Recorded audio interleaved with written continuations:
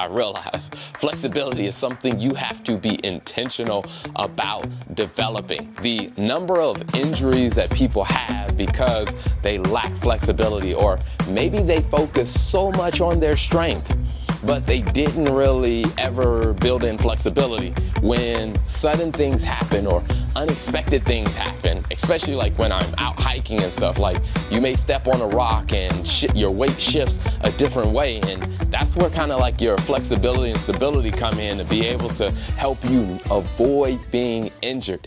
So when you're building a successful business, one of the things you have to be really good at is being able to have the strength and the flexibility in your business. And that's a lot of what I've had to work over the years in going to like physical therapy after, like, you know, being in car accidents or injuries and recovering from different things. And it's really taught me, you know, how I had to change my workout. And I think the same thing is true for a lot of business owners. Like, when it comes down to building the strength, the way that I think about that is really, let's look at your revenue. Let's see in your profitability, because that tells me like how strong is your business. Meaning, do you have steady, good revenue coming in, and is it profitable? Because how profitable your business is tells me like how much of an expense load can your business carry.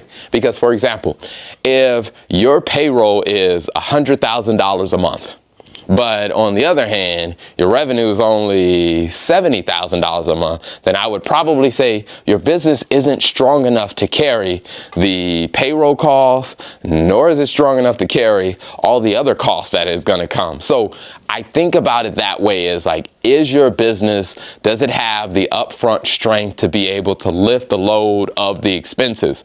Now, when I think about profitability is really looking a little bit more longer term of just, hey, kind of getting into a little bit of like the endurance, like, for every dollar that you bring into your business, how much is left over for the owners or for the partners or for you? Like, that's how I think about profitability. And then also asking yourself is like, if we need to make investments in the future, you're going to need profitability to be able to do that. Because if all of your money is going to covering only your expenses here and now, well, that's going to limit the amount of decisions that you can make in the future. Because let's say, for example, if the total cost of your business, like in staff costs plus operations, let's say if it's $150,000 a month and your revenue is $152,000 a month. Well, what that tells me is you only have about $2,000 of kind of breathing room,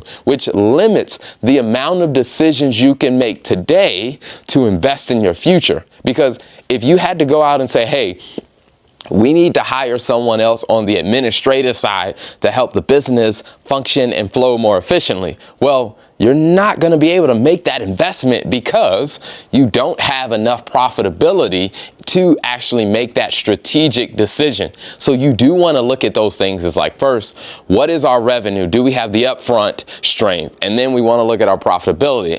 Do we have the breathing room to be able to make some of those strategic future investments? Now, when it comes down to the flexibility, I think that when it comes down to working out, and I understand this as I've gotten older over the years, I realize flexibility is something you have to be intentional about developing. The number of injuries that people have because they lack flexibility, or maybe they focus so much on their strength, but they didn't really ever build in flexibility when sudden things happen or unexpected things happen, especially like when I'm out hiking and stuff. Like, you may step on a rock and your weight shifts a different way, and that's where kind of like your flexibility and stability come in to be able to help you avoid being injured. And the way that I think about that in business is it comes down to the amount of cash that you have on hand. Like, how much breathing room do you have in your cash account? So if we look at your operating bank account and we say, okay, all right, how much cash do you have in your operating bank account? So what if something unexpected came up? could you be able to handle the unexpected thing that came up and still not have to, resort to very drastic measures? So one of the exercises I like to do with a lot of businesses is let's look at your financial flexibility in your business. And let's look at, okay, what is your average expenses on a weekly basis?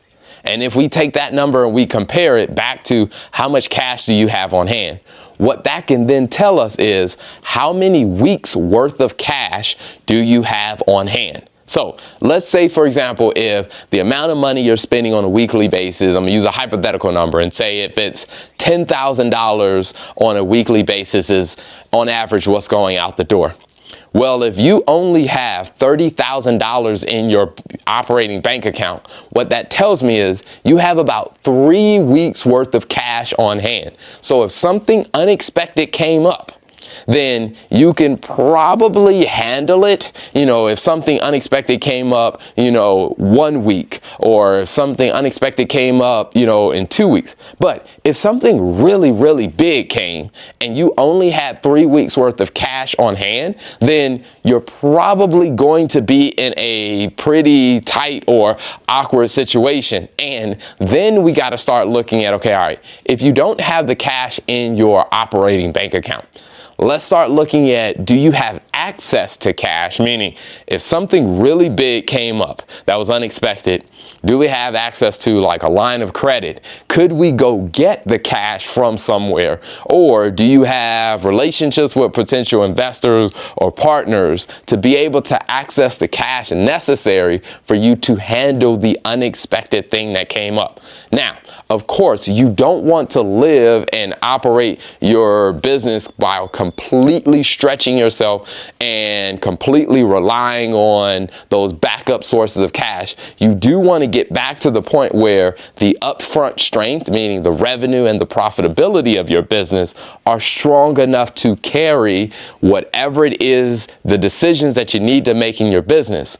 But we all know that unexpected things come up, or maybe there's an opportunity that comes up that could be great for you to take advantage of. And the thing is, if you have enough cash or flexibility or access to cash to be able to jump on those opportunities, it could put your business in a really good situation. But you do want to make sure that you're focused on those two things, is your financial strength and your financial flexibility to handle what will come at your business and to handle the risk and the potential opportunities to set you up for more success. Thank you for tuning in to another episode of the Law Firm and Finance Show, where we give you great content that helps you build a more successful law firm. So make sure you hit that subscribe button on all platforms and follow us for more content.